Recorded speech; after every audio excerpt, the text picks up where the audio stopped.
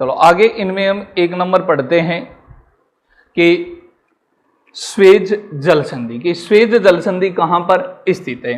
तो देखो ये जो भाग है यहां पर, ये जो भाग है यहां पर, यह है स्वेज जल संधि। 1 नंबर पढ़ रहे हैं, स्वेज जल संधि। स्वेज जल संधि की स्वेज जल संधि है, ये किन किन को जोड़ती है और किन किन को अलग करती है। तो देखो इनके बारे में बात करें तो आपको पता है कि स्वेज जल संधि जोड़ती है, जोड़ने का काम किसको करेगी, भूमध्य सागर को लाल सागर से, कि भूमध्य सागर को लाल सागर से जोड़ने का कार्य कौन सी जल संधि करती है, स्वेज जल संधि। अलग करती है, किन किन को करती है, यहां पर कौन सा महाद्वीप आ गया, एशिया, तो एशिया को किसे अलग करती है, अफ्रीका से अलग करती है। कि भूमध्य सागर को लाल सागर से जोड़ने वाली जल संधि का नाम क्या है, स्वेज जल संधि। ध्यान रखना स्वेज से लगभग एग्जामों में क्वेश्चन पूछा जाता है। तो देखो इसको लिखकर क्लियर करते हैं कि स्वेज जल संधि, स्वेज जल संधि। स्वेज जल संधि के 2 पार्ट करते हैं, एक तो लिखते हैं जोड़ती है और एक लिखते हैं अलग करती है। अलग करती है, किन को जोड़ती है और किन को अलग करती है। ये अटलांटिक महासागर को थोड़ा नीचे लिखते हैं, यहां पर ये आ जाएगा अटलांटिक महासागर।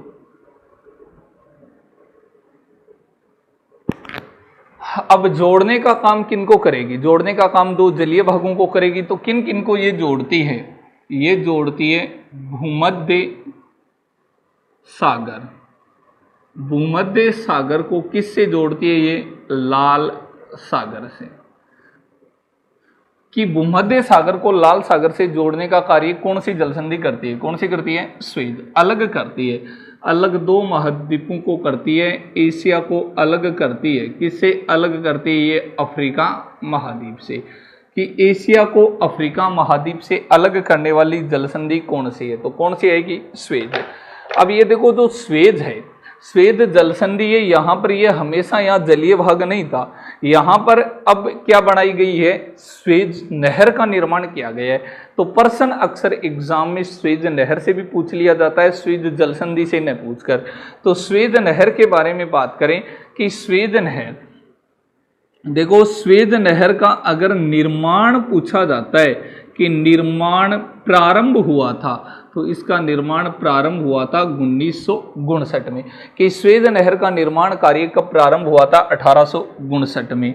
और इसका निर्माण कार्य पूर्ण हुआ, तो पूर्ण होने में लगे 10 वर्ष। 10 वर्ष लगे, तो इसका निर्माण कार्य कब पूर्ण हुआ, 1869 ईस्वी में। ध्यान रखना दोनों सन इंपॉर्टेंट हैं कि स्वेज नहर का निर्माण कार्य प्रारंभ हुआ था 1859 में और पूर्ण हो गया 1869 में। लेकिन इसका इंजीनियर पूछा जाता है कि इस नहर का इंजीनियर कौन था, तो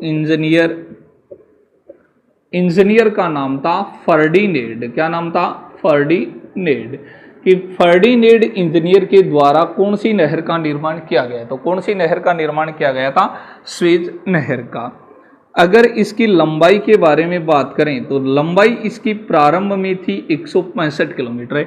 देखो निर्माण की सन है ये अलग अलग मिल जाएगी, कई स्थानों पर इसको दिखा रखा है 1855, कई जगह 56 दिखा रखा है, लेकिन जो सही डेट है वो कितनी आएगी, 1859। तो ध्यान में रखना, भ्रमित मत होना कि लंबाई इसकी निर्माण के समय कितनी थी, 165 किलोमीटर है। और वर्तमान में जो इसकी लंबाई है वो कितनी है, 195 किलोमीटर है। नहर की लंबाई को बढ़ाकर कितने किलोमीटर कर दिया गया, 195। प्रारंभ में 165 और वर्तमान में कितनी आ गई है, 95 किलोमीटर है। ये विश्व की सबसे व्यस्ततम नहर है कि विश्व की सबसे व्यस्ततम, नदी दूसरी आएगी लेकिन नहर कौन सी है? स्वेज नहर। कि विश्व की सबसे व्यस्ततम नहर कौन सी आती है? स्वेज नहर है।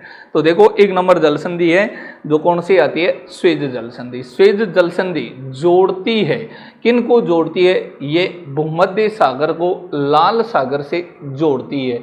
अलग करती है एशिया को, किससे करती है? अफ्रीका से अलग करती है। इसका निर्माण कार्य प्रारंभ हुआ था 1859 में, पूर्ण हो गया 1869 में। इंजीनियर इसका था फर्डिनेंड। लंबाई इसकी निर्माण के समय 165 लेकिन वर्तमान में 195 किलोमीटर है। और विश्व की सबसे व्यस्ततम नहर कौन सी आती है? स्वेज नहर। अब स्वेज नहर सबसे व्यस्ततम है तो यहाँ पर क्या बनाया गया? बंदरगाह। प्रश्न पूछ लिया जाता है कि इस नहर के उत्तरी भाग में भूमध्य सागर है, वहाँ पर कौन सा बंदरगाह है? तो यहाँ पर आता है पोर्ट साइट। कि पोर्ट साइट बंदरगाह इसी नहर के उत्तरी भाग में भूमध्य सागर के पास स्थित है। लेकिन पूछा जाए इसके दक्षिणी भाग में लाल सागर के पास कौन सा बंदरगाह है? तो कौन सा आएगा? पोर्ट तौफीक। यहाँ पर आ जाता है पोर्ट तौफीक। ये दोनों बंदरगाह यहाँ पर स्थित हैं। एक का नाम तो आता है पोर्ट साइट और दूसरा कौन सा आता है? पोर्ट तौफीक। ये कौन सी नहर है? स्वेज नहर है। आगे पढ़ते हैं 2 नंबर जल संधि। देखो 2 नंबर जल संधि के बारे में बात करें तो 2 नंबर आती है, 2 नंबर जो जल संधि है उसका नाम है बाब अल मेंडेवा जल संधि। ये यहां पर है, ये जल संधि।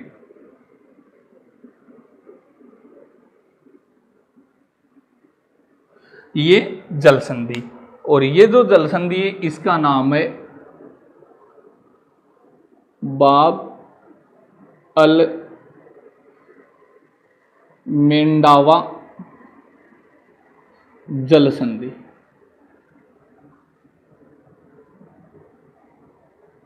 बाब अल मेंडावा जल संधि। कि बाब अल मेंडेवा जल संधि किन किन को जोड़ती है? तो किन किन को जोड़ती है? यहां पर आता है लाल सागर। तो लाल सागर के पास में यहां पर ये जो हिंद महासागर है यहां पर आती है अदन की खाड़ी। अदन की खाड़ी ये जोड़ती है लाल सागर को। कौन सी खाड़ी से जोड़ती है? अदन की खाड़ी से। और अलग करती है तो अलग देखो किन किन को करती है। यहां पर एक एशियाई देश आता है जिसका नाम है यमन। यह आ गया कौन सा है? यमन। और यहां पर अफ्रीका का जो देश है उसका नाम है जिबूती। ये कौन सा आ गया? जिबूती। तो एशिया के यमन को अलग करती है अफ्रीका के जिबूती से। कि एशिया के यमन को अफ्रीका की जिबूती से अलग करने वाली जल संधि का नाम क्या है? बाब अल मेंडेवा जल संधि। देखो लिखते हैं कौन सी जल संधि है? बाब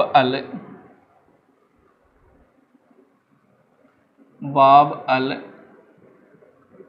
मेंडावा जल संधि। जल संधि इसको भी 2 पार्टों में ले लेते हैं। एक आता है जोड़ती है और एक आता है अलग करती है। किन को जोड़ती है और किन को ये अलग करती है? तो जोड़ने का कार्य ये करती है यमन। जोड़ने का कार्य करती है लाल सागर। लाल सागर को किससे जोड़ेगी? ये अदन की खाड़ी। अदन की खाड़ी। और ये जो अदन की खाड़ी है ये कहाँ पर स्थित है? ये आती है हिंद महासागर में। हिंद महासागर। कि बाब अल मेंडेवा जल संधि जोड़ती है। तो बाब अल मेंडेवा जल संधि किन किन को जोड़ती है? ये लाल सागर है, तो लाल सागर को अदन की खाड़ी, और अदन की खाड़ी कहाँ पर है? हिंद महासागर में, इनको जोड़ने का कार्य करती है। लेकिन अलग किन किन को करती है? तो ये अलग करती है एशिया, और एशिया का कौन सा स्थान आएगा? यमन। एशिया के यमन को अलग करती है अफ्रीका, और अफ्रीका का कौन सा देश आ जाता है? जिबूती।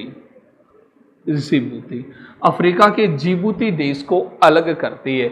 इस प्रकार से 2 नंबर जल संधि आती है। कौन सी आती है? बाब अल मेंडेवा जल संधि। कि बाब अल मेंडेवा जल संधि किन किन को जोड़ती है? तो ये जल संधि जोड़ती है लाल सागर को अदन की खाड़ी से। जो अदन की खाड़ी हिंद महासागर में अलग करती है एशिया के यमन को अफ्रीका के जिबूती से। चलो नेक्स्ट अगली जल संधि के बारे में बात करते हैं। अब यहां पर एक जल संधि और, ये जल संधि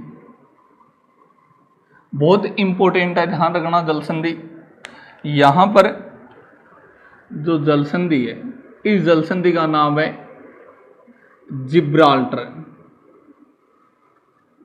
जिब्राल्टर जल संधि।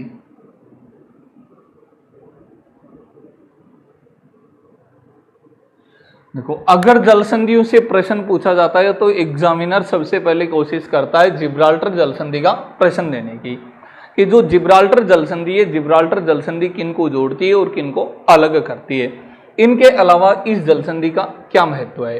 तो जोड़ने का कार्य ये कौन सा आता है? अटलांटिक महासागर। अटलांटिक महासागर को जोड़ेगी। कौन से महासागर से? भूमध्य सागर से। इन दोनों को जोड़ने का कार्य करती है। ध्यान रखना, जल संधि जलीय भागों को जोड़ेगी, स्थल संधि स्थलीय भागों को जोड़ेगी। तो हम जल संधि के बारे में बात कर रहे हैं, इसलिए जिब्राल्टर जल संधि अटलांटिक महासागर को भूमध्य सागर से जोड़ती है। लेकिन अलग किन किन को करती है? तो यहाँ पर कौन सा महाद्वीप है? यूरोप। और ये कौन सा है? अफ्रीका। तो यूरोप महाद्वीप को अफ्रीका महाद्वीप से अलग करती है, लेकिन कहीं महाद्वीप का नाम न देकर देश का नाम दे दिया जाए तो यहां पर जो देश आएगा वो कौन सा आता है? स्पेन। कौन सा देश है? स्पेन। और स्पेन कहाँ का देश है? यूरोप का। तो इस स्पेन को अलग करती है, किससे अलग करती है? मोरक्को से। कौन से देश से अलग करती है? मोरक्को से। कि स्पेन को मोरक्को से अलग करने वाली जल संधि है तो कौन सी आएगी? जिब्राल्टर जल संधि। चलो लिखते हैं कौन सी जल संधि? जिब्राल्टर जल संधि। जिब्राल्टर जल संधि।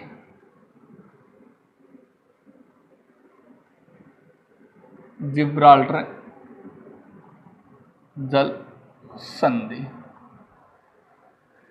इसके भी 2 भाग लेते हैं, एक जोड़ती है और एक अलग करती है। जोड़ती किसको है? जोड़ती है अटलांटिक महासागर। अटलांटिक महासागर को किससे जोड़ती है? भूमध्य सागर से।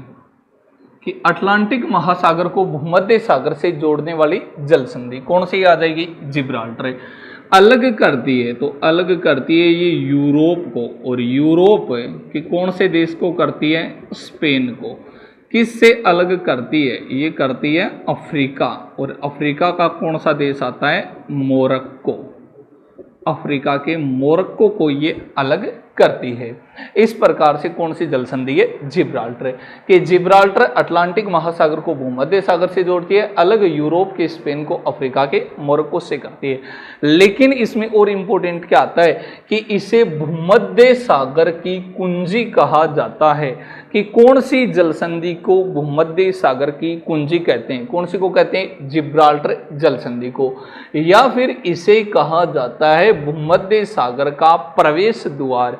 कि भूमध्य सागर में देखो प्रवेश करने के अलावा यहाँ जलीय वाहक से प्रवेश करने का मार्ग कौन सा है, जिब्राल्टर जल संधि।